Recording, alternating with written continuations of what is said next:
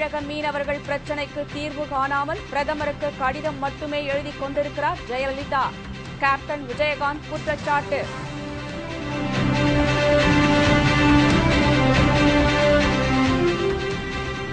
பிரதமர் மன்மோகன் சிங் சென்னை வருகை, பாதுகாப்பு ஏற்பாடுகள் உச்சக்கட்டம்.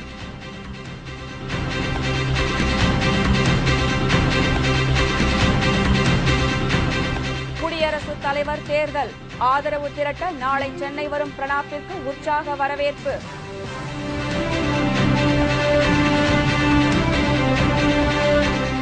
சத்தீஸ்கரில் ராணுவத்திற்கும் மாவோயிஸ்டுகளுக்கும் இடையே கடும் சண்டை, 17 தீவிரவாதிகள் பலி.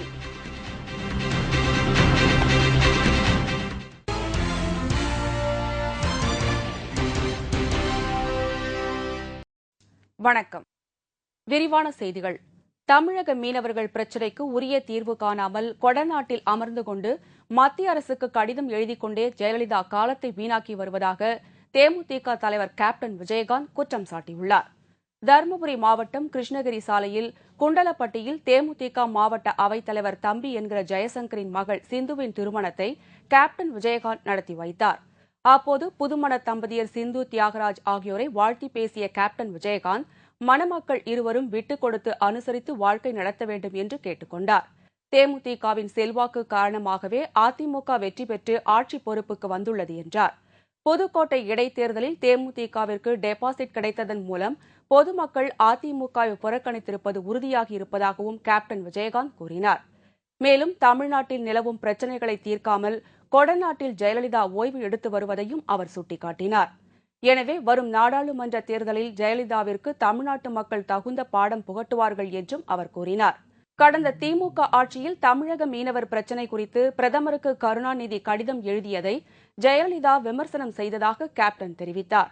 இப்போது ஜெயலலிதாவும் அதேபோல பிரச்சினையை தீர்க்க உரிய நடவடிக்கை எடுக்காமல் கொடநாட்டில் அமர்ந்து கொண்டு மத்திய அரசுக்கு கடிதம் எழுதியபடியே காலத்தை வீணாக்கி வருவதாகவும் கேப்டன் விஜயகாந்த் குற்றம் சாட்டினார். 30 ஆண்டு காலமாக நீடிக்கும் பிரச்சினைக்கு தீர்வு காண எந்தவித நடவடிக்கையும் தமிழக அரசு எடுக்கவில்லை என்றும் அவர் குறிப்பிட்டார்.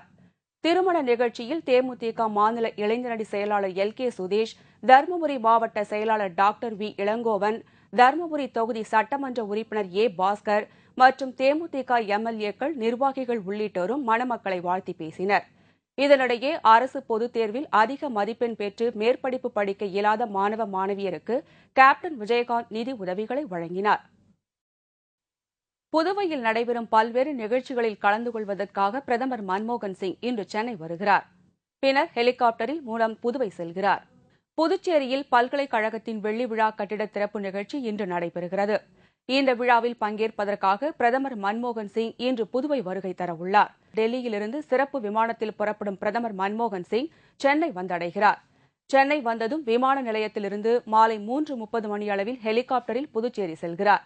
அங்கு பல்வேறு நிகழ்ச்சிகளில் கலந்து கொண்டுவிட்டு சனிக்கிழமை காலை 11:55 மணிக்கு ஹெலிகாப்டரில் சென்னை விமான நிலையம் வந்து சேருகிறார். அன்றைய தினம் 12:10 மணிக்கு விமானத்தில் சென்னையிலிருந்து டெல்லி புறப்பட்டுச் செல்கிறார். பிரதமர் வருகையொட்டி புதுவையில் 5 அடுக்கு பாதுகாப்பு போடப்பட்டுள்ளது. துணை ராணுவத்தினரின் கட்டுப்பாட்டில் புதுவை நகரம் வந்துள்ளதால் அனைத்து வாகனங்களும் தணிக்கை செய்யப்பட்ட பிறகே அனுப்பப்படுகின்றன. இதனால் புதுவை நகர சாலைகளில் போக்குவரத்து பெரிதும் பாதிக்கப்பட்டுள்ளது. குடியரசுத் தலைவர் தேர்தலுக்கான வேட்புமனுவை தாக்கல் செய்துள்ள பிரணாப் முகர்ஜி, PA சங்மா ஆகியோர் தங்களது பிரச்சாரத்தை துவக்க உள்ளனர். குடியரசுத் தலைவர் தேர்தல் வரும் ஜூலை 19ஆம் தேதி நடைபெறுகிறது. இதற்கான வேட்புமனுவை ஐக்கிய முற்போக்கு கூட்டணி வேட்பாளர் பிரணாப் முகர்ஜி, தேசிய ஜனநாயக கூட்டணி வேட்பாளர் PA சங்மா ஆகியோர் நேற்று தாக்கல் செய்தனர். அதைத் தொடர்ந்து ஒவ்வொரு மாநிலமாக சென்று தங்களது ஆதரவாளர்களை சந்தித்து ஆதரவு திரட்டும் முயற்சியில் இருவரும் இறங்க உள்ளனர். பிரணாப் முகர்ஜி நாளை சென்னையில் தனது பிரச்சாரத்தை துவக்குகிறார். அவருடன் காங்கிரஸ் சார்பில் அமைக்கப்பட்டுள்ள தேர்தல் பிரச்சார குழுவினரும் சென்னை வருகை தரவுள்ளனர். அவர்களை தமிழக காங்கிரஸ் கட்சித் தலைவர் ஞான தேசிகனும் திமுகவினரும் வரவேற்கின்றனர். அதைத் தொடர்ந்து திமுக தலைவர் கருணாநிதியை சந்தித்து பிரணாப் ஆதரவு திரட்டுகிறார்.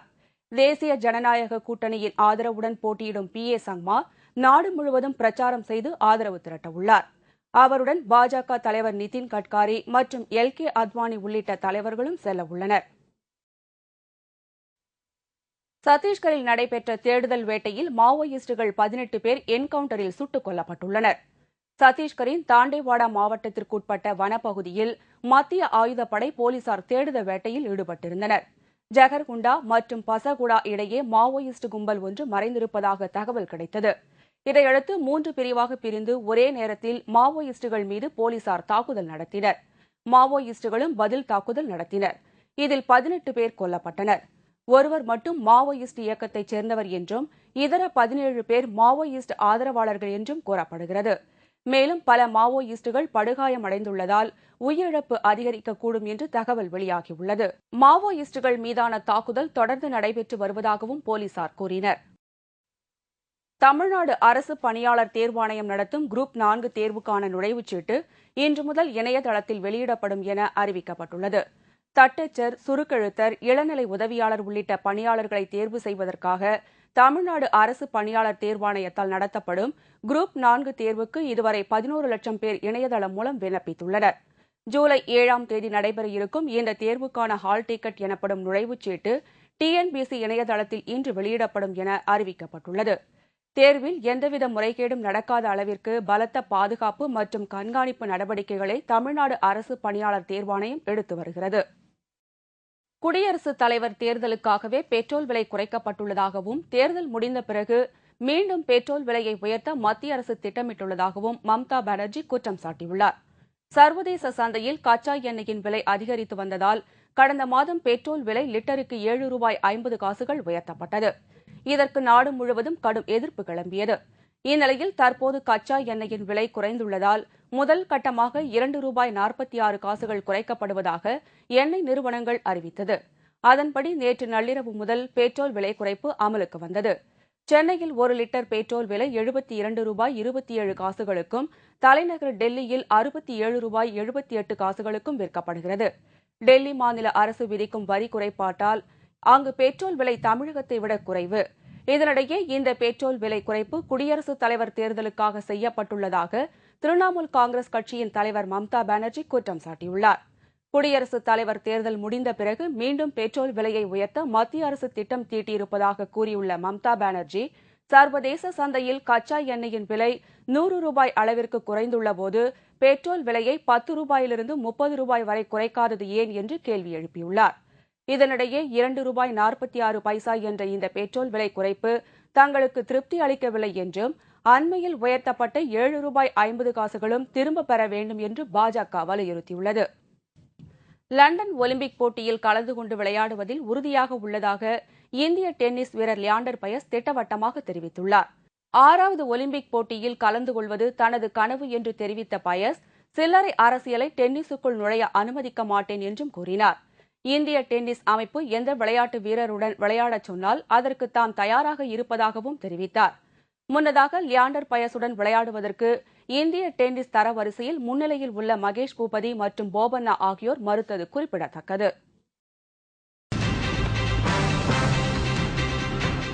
தமிழக ரயில் நிலையங்களில் சுகாதார சீர்கேடு, புதிதாக பொறுப்பேற்ற ரயில்வே பெண் அதிகாரி கண்டனம்.